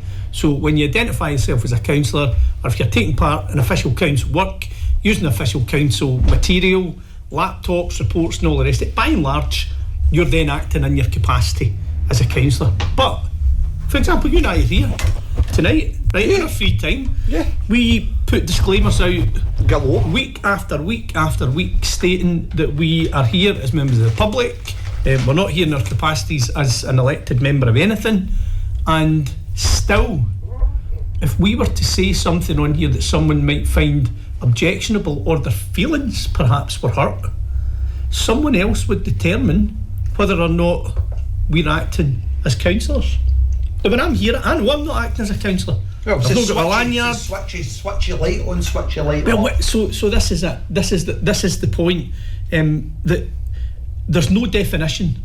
There's no fixed definition, and therefore there is no safety for councillors. So councillors, more than any other elected group, I think, are at risk of falling foul of a standards process that was not intended to act, as you said, as if it were a kind of management tool for employee conduct. That's not about that. My understanding of the code is for anybody that abuses public office, if there's corruption, if there's these kind of allegations. No, that did you say that because that person's got hurt feelings? I mean, I find it rather bizarre. Yeah, feelings in politics. Into political life, that's what I was going to say. Absolutely. Every single person you ever speak to, as soon as you enter into political life, tells you immediately you've got to have skinny or rhino. That is ultimately what you've got to have. If you are on staggering amounts of money, we covered it last week in relation to senior management pay scales across the country. If you're on £200,000 or £190,000 a year, surely there has to be a degree of being around that political system for that long. You're not as shy as the process would have you believe. No, absolutely not. You need to be robust. You need to be able to withstand personal attacks, even ones that are unjust and unsound. They don't even need to be true, Greg. They don't even need to be true. My thing is there's a couple of things that I think we still not really unpacked in this. Personal attacks. What's a personal attack? I disagree strongly. I disagree strongly with what you're presenting. I disagree with a budget proposal. I disagree, etc., with these things. The issue then becomes is that back behaviour bad and shocking with the general public? Because what we've entered into is this idea that somehow the code of conduct and the ethical standards framework and all these other things, as I said again, I see it as nothing more than a HR process now.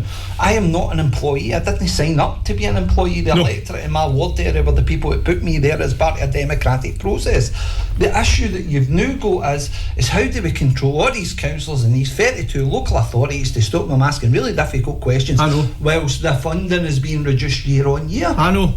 We'll use the ethical standards. Use the ethical standards and process. Absolutely. We'll use the code to suppress and quell here's rebellion. And do you know what we'll use? We'll use the party structures. Yeah. We'll use the executive groups within that. We'll use business managers, group leaders, monitoring officers, training provided by council throughout the year to make sure that you stay in place. But again, coming back to frustrations, Jerry, if you and I disagree, and we disagree often, we text each other, and when they text messages, and for those good folk at home, don't worry, we're not sharing them, but the reality on is... my own phone. On your, the reality, what would happen with regards to your two disagreement? It would be robust, it would be absolutely, you're acting like a head case. Let's just say, yes, it'd be constructive language galore in there, right? Industrial language. But the point being is, Jerry, that's not the communications that take place between councillors and officers. No. I have rarely seen a case come forward where an elected member speaks to or treats an officer with such disregard and disrespect. And I'm not saying it doesn't happen, and I'm only saying that there shouldn't be a code of conduct. I've never seen it.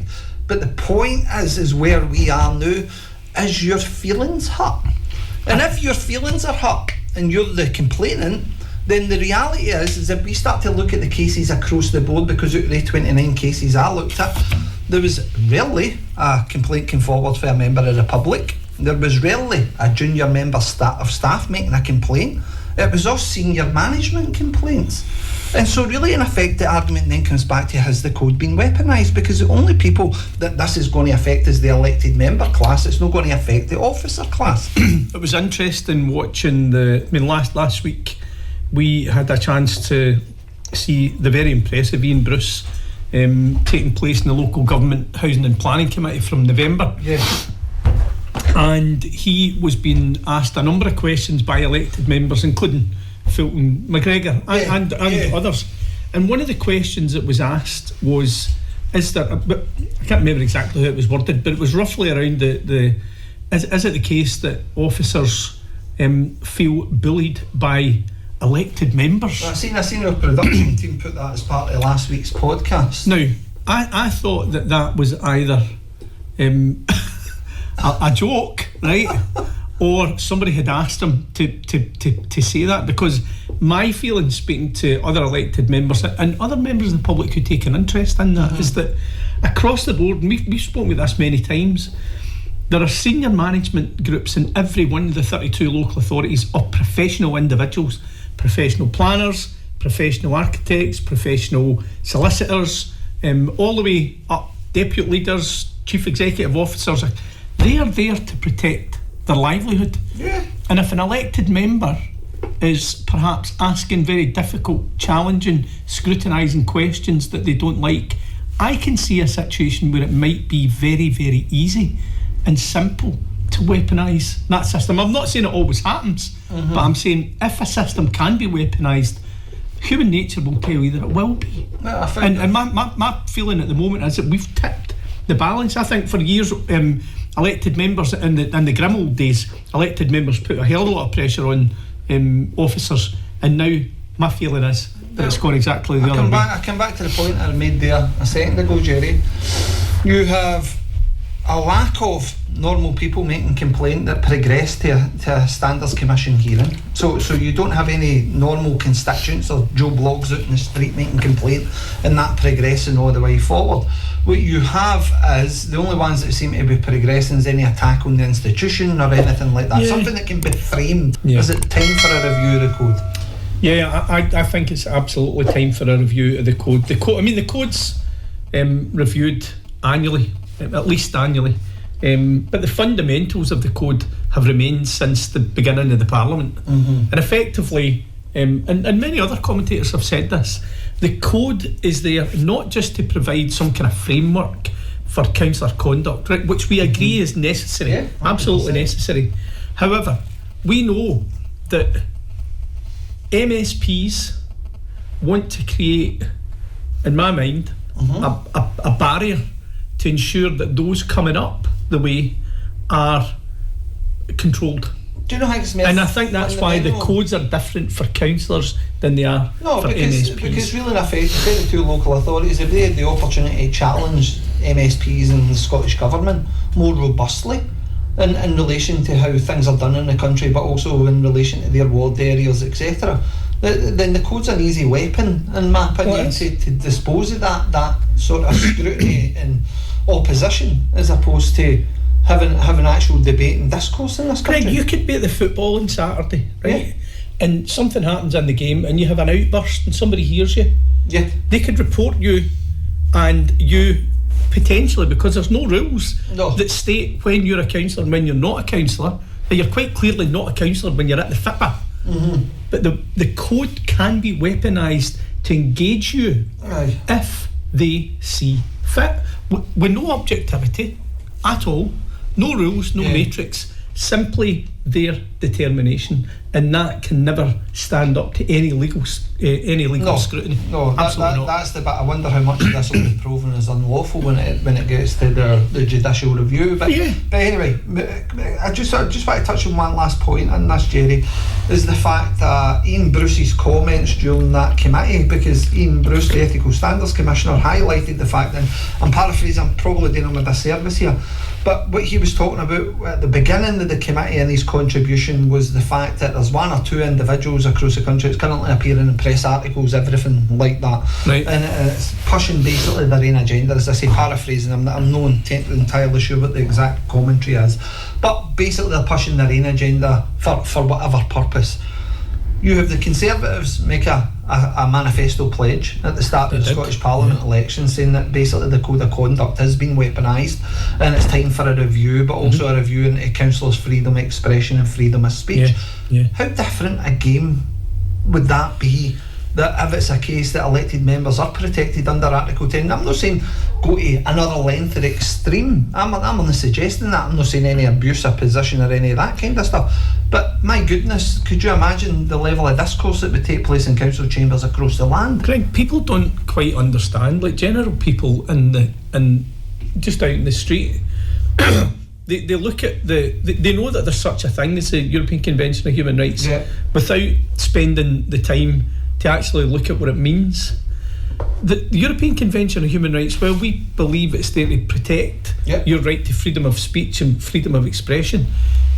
The Standards Commission under 10.2 of the European Convention of Human Rights can remove that from you. They can remove that protection, and all it's going to take, as far as I'm concerned, is a lawyer who's looking. I think that's absolutely coming. Who's going to look at human rights in a serious way. You're going to peeve the wrong person off. Absolutely. That's exactly. And I think it's going to set the cat among the pigeons. So my perspective at the moment is this is the right time for a root and branch review. It's a new Parliament. So make hay when the sun shines. A new Parliament, new members coming in, probably a new corporate body who are going to be elected, because many of the members of that corporate body who were there are now gone. So let's take that opportunity, look at the code in the round and try and make it fit for purpose, and to allow elected members, in particular councillors, to express themselves without the fear of sanction. It's a subject that I'm sure we could talk all night about, Jerry, but there is one last point on this and then I'm moving on. Is the fact of the Standards Commission and the commissioners themselves, so those on the panel of the Standards Commission. Now, in that panel, what you have is a former monitoring officer, a deputy judge on there, and a number of other lay members who are there. And the Standards Commission is meant to be a broad church of society. That's what it's meant to be. Painters and decorators. Well, you would imagine childcare workers. That's my interpretation of it. But there is absolutely no representation for councillors I just find that completely bizarre. So you've not got a former councillor sitting on the panel. I haven't looked at the makeup of it. The Standards Commission publishes the individuals who's on the panel, and also publishes their background, which is very interesting. And again, you look at it, if it's meant to be a panel appeal, none of them have any experience in elected life. One was a former monitoring officer, so again it comes back to this point: how much credibility and weight is the system giving to monitoring officers? I explained yesterday when we were chatting to Fiona that I've been to a few, as a member of the public. I've been to witness one another. I've been to watch it all happen as a member of the public. And I've been as a witness to one, and then later on as a member of the public, just to spectate. I was not impressed. I mean, I was singularly unimpressed at the way data was managed. And I don't want to labour on the point, but a case was put in my desk that should not have been there, and there was absolutely no concern from anyone on the panel, not the chair, not the solicitor in charge of the commission, about why that was there. No questions asked. Nobody looked at it to say, wait a minute, is this prejudicial to the case that we're hearing today? Is there the potential that invisible processing, for example, is taking place so that we can share that with the Commission and say, look, this guy that this complaint's about is a witness in this case? Now that can lead to one thing or another. I'm not saying it affected the outcome, but that to me makes the entire process and those managing it unsafe. And we said that on the day when we were when we were there as members of the public, witnessing what we witnessed. I wouldn't want to be there. I don't even know if I would even attend if I had to attend a hearing, because what I found was that witnesses who swear on an oath to tell the truth, the whole truth, nothing but the truth, and all the rest of it, their information, their spoken truth is treated with less it's not treated in my mind as the same as individuals who write reports, send them in, and don't even bother their backside attending. And that again, Sunday with Hurtyfields. Well, yeah, they can say their truth is absolutely legitimate. Well, their truth is their truth is more truthful than yours, even though I make mine's under oath. Yeah, and they don't. Yeah, it's a bit bizarre, and anyway, moving on, we could spend all night on this subject matter as members of the public. And interestingly enough as well, Jerry, we do have a number of the new MSPs coming on this show, so let's start having that discussion with them. What is their priorities going to be once they start to get into the Holyrood term time and see what committees they're allocated, because I've got a funny feeling we're going to have one or two really, really interesting folk who might be interested in pursuing some of these avenues. It's time for change now. 100%. We can say what you like about the parties that have been. I know we're going to come on and talk about the election results, but there are parties now represented in the Parliament who, prior to the election, said that they were going to rumble things up. They're there to agitate, they're there for change. Well, let's see if that's exactly what they mean, because the Parliament is now at the point at 26, 27 years old where it needs a kick up the backside. There's a practical element to this. If they don't go in there agitate and try and shake up the rules, it's going to be their councillors that are all affected by this very same thing. Because the first thing the Hurtyfield people are going to do is go, my feelings are really hurted because that councillor said to me that budget proposal was wrong. So again, how many councillors up and down the land are going to be subjected to that? Out of 29, 14 of them now are being made by senior management. Then what's the position going to be like when you've got a bunch of radical individuals who are just desperate to shake things up? No, I mean, I think we're in for turbulent. I'm looking forward to seeing how that turbulent times. I'm not saying that I particularly agree with one party or another, but disruptors are necessary. Right. And after 27, we've not really had any disruptors since 2007, when the SNP won the election in 2007. So we're almost 20 years down the line with policy and an approach to politics that's safe. And then they became part of the furniture. And absolutely. Okay, election results, let's do it then. So, Scottish Parliament elections last Thursday, results on the Friday. The SNP take the majority position, and is it 58 seats they return? 58 seats. That tried and tested nonsense, both votes SNP tactic. Jerry, how effective was it? What a load of garbage.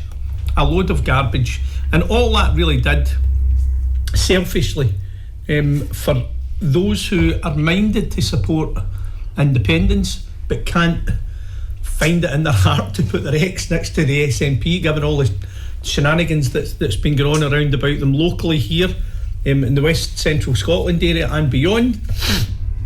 They had nothing really to work with, because the SNP said, not only do we want your constituency vote, we want your list vote as well, knowing full well and good that it was a wasted vote for most of them. I think they got one list seat, and I'll need to check that. I'm sure they got one list seat up in the north of Scotland, in an area where they don't do well anyway, so they would have been expected only to get a list seat up there. And that, for those who are minded to be in support of Scottish independence, kind of ruled them out. So it keeps that independence side of the constituents SNP only. Aye. I think that's very selfish. Do you think that Labour, obviously losing a number of key individuals, Big Richard Leonard and others, with name recognition within Scottish Labour, do you think that had an impact with regards to their total vote count, or do you think that it wouldn't have made a difference? People just so scunnered by Labour? I had a brief conversation this afternoon via email from one of my colleagues who was a candidate, and I congratulated them on their candidacy, albeit they were unsuccessful, but they gave it, they gave it their best fist, and they did well, and unfortunate for that individual that they lost. But they were fighting an invisible opponent from another country. They were fighting Keir.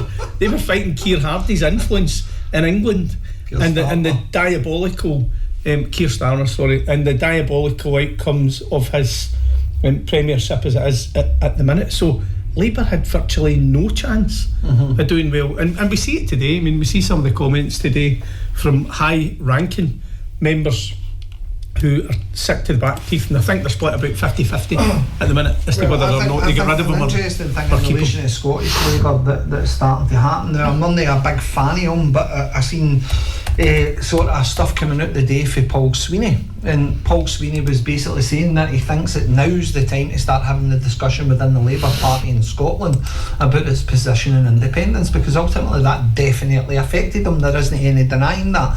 And I think that the longer Labour continues just to be a branch office of the Westminster government, then it's just going to hurt them and hurt them and hurt them at every single election. Whereas at least if they start to have a position presented, either you agree or disagree with it, as long as its members have got the opportunity to choose in there, then all of a sudden you've got a different dynamic within Labour. Potentially they could come back and actually do what it says in the tin, actually stand up as the main opposition to give the SNP a bloody nose. I played golf on Saturday morning as a member of the public on a public golf course with another member of the public, Greg, and we spoke about things political relating to allowed to do that? You better watch relating to North Lanarkshire, radio, South Lanarkshire, Glasgow and beyond. Are you sure that was where it was aimed at? And basically we came to the conclusion, because my buddy has been in a lofty branch position within the Labour Party. He's taking a step back for the time being just now, but I had said to him, if the Labour Party were to be welcoming to individuals who held a strong view on the Constitution, i.e. independence, because in terms of policy there's not always that much between Labour and the SNP. I mean, in some respects they're very close, and other maybe they're diverging. There's an argument. They're diverging a wee bit, I would say now. Right, okay, but they're diverging a wee bit now. But I think they're going to return to that left of centre. Once Starmer's out, I reckon they're going to return there. Absolutely. But I think Labour would absolutely benefit from individuals, potentially like you or I, who would say, I can put my X on the box next to a Labour Party. I've been able to vote for one of them. Absolutely. Something I've never been able to do before. Aye. So, as I say again, I'm not a big fan of Paul Sweeney, but I do think that again, if that debate's starting to happen within the Labour Party, a necessary debate, because ultimately that is the constitutional issue that's been holding them back for years. Other big gains and big winners in all of this, because the Labour vote crumbling and the Tory vote crumbling. You had the Greens and the New Kids on the Block Reform. So Reform returns 15, and I've got a bit of a geeky question for you. Who's the main opposition then if Labour's get 15 and Reforms get 15? Because I don't think that's ever happened in a democratic election in the country before. No, I mean, I would imagine when it comes to First Minister's questions, the questions will be split. Right. And you'll have Labour asking one week. Right. The first 2 questions or 3 and questions, whatever. Over. And then they'll swap over. And I think that's the only... Because it's an interesting mandate, isn't it? Because who ultimately then takes on the position that we're the lead opposition? Nobody can claim it. Is there a responsibility payment? Well, I wonder if there is. That's an FYI. Let's stick it in there.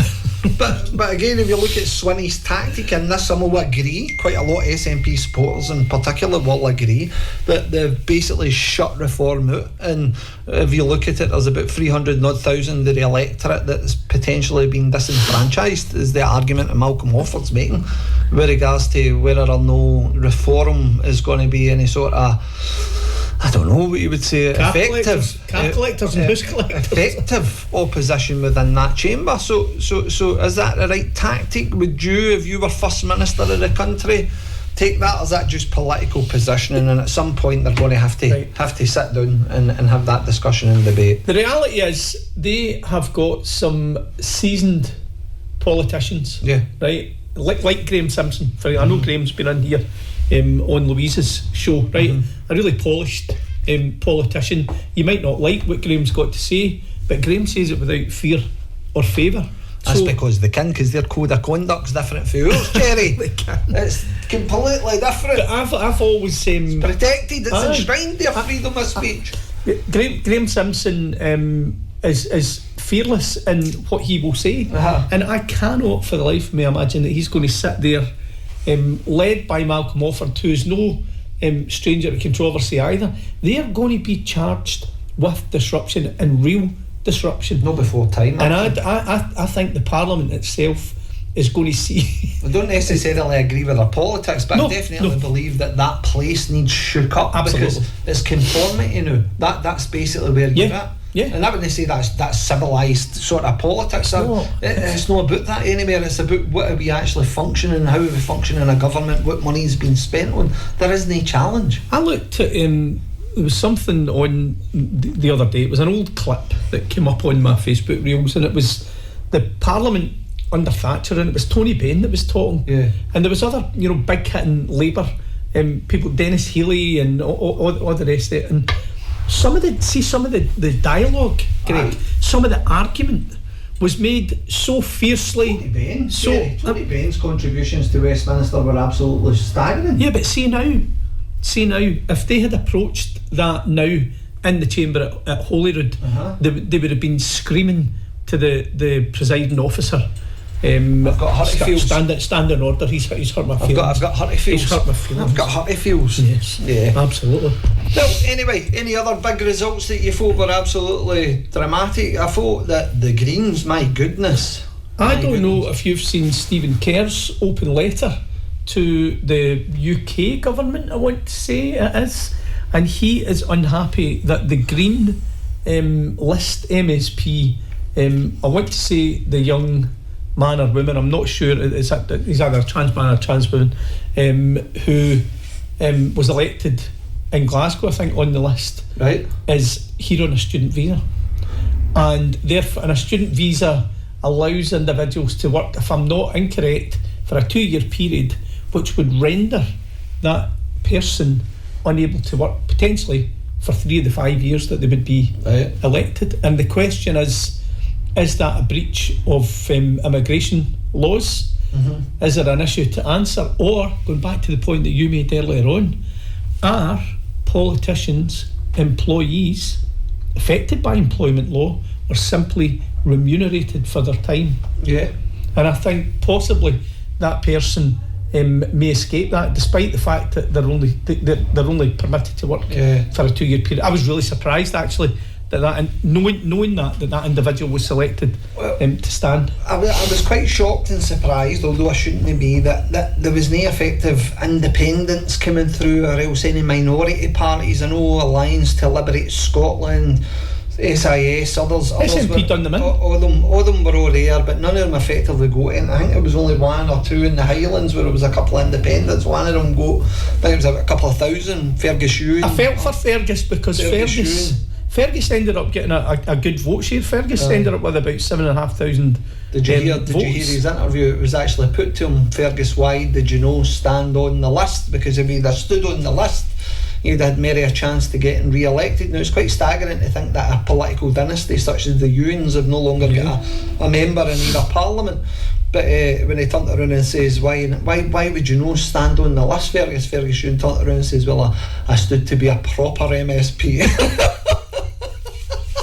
He's a witty man, as we know, having had the pleasure to interview him. It's an Indian era, isn't it? It is. That's the bit that's sad, I think, and the way that the rules and processes across the country, every level of government just seem to be getting bastardised. Do you know what these politicians had? Right, they had the ability to be rock solid, right? Yeah. On the face of it, you know, like Flint, nothing could impact on them. Yeah. They said what they wanted to say, and that was fine. But they also had the ability to work with each other. Yeah. They had the ability to work with Jack McConnell. They had the ability to work with Donald Dewar. Well, not so much Donald Dewar because he was gone by then. But Jack McConnell, and I mean when they were in. If you look at it with Salmond and everything else, it was cross-party collaboration in the inception of the Scottish government. Absolutely. And all of that is now gone. Now, the question to ask is that gone by choice? Is it gone because of the impact of two massive votes, one being the referendum in 2014, the other one being Brexit, and the fact that we're split down the line in terms of the constitution? Or is it the fact that politicians don't want to bother their backside doing the dirty work of exposing their soft underbelly to work together for the betterment of our entire country, our local authorities and whatever. Regardless of their politics, as I say again, it's not necessarily about their politics, but is it a good thing that all of a sudden we've got an additional party thrown into the mix now within the Scottish Parliament? Because it seemed to me it was like money for old rope for quite a lot of them, and the position is it's too cushy, too cosy. But what do you think? I think even if you don't like them, even if you find their policies and their rhetoric reprehensible.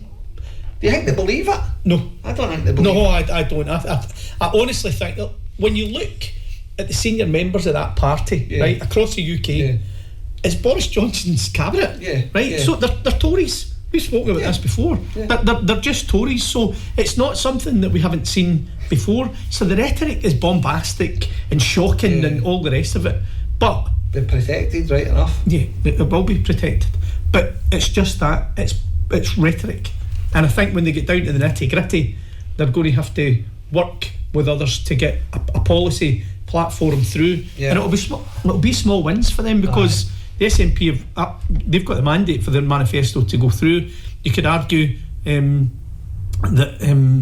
Reform and Labour too will have the ability to negotiate to get some of their manifesto pledges through, and if anything goes through for Reform, that will be seen as an enormous success. The gaffer gets back under £5 million every now and again. I'm sure they can employ a number of spats and others who can advise them appropriately. I'm looking forward to what Labour do. Oh, so am I. And that actually quite excites me, that idea that Labour's going to actually have an internal sort of look at itself now and actually try and, I don't know, again, maybe it's just too much wishful thinking. Maybe it is a case because you do need more left parties. I don't deny that. No, I think what's happened down south has absolutely damaged Labour in Scotland for a political generation. Is there anybody that can fix it? Do you think if Burnham comes in? Wes Streeting? No, I mean, I honestly... Even our own Frank McNally? No. Do you think Frankie boy? No disrespect to Frank, but no. I think what needs to happen in Scotland is for the Labour Party in Scotland to become its own entity. Right. To cut ties entirely with the Labour Party in England and leave it for what it is. I mean, it is the Labour Party in England operating in Scotland. So just sever those ties, be Scottish Labour, really be Scottish Labour. 100%. But anyway, Jerry, we could spend all night on this subject matter as well, but just for you good folks at home, we'll be back again next week. We'll be live in the studio for 7 o'clock. We'll be a wee bit less time this time. We'll obviously have a wee bit of an overrun tonight due to the fact we had a recorded interview. And all it's left for me to say is good night and catch you again next week. Thank you.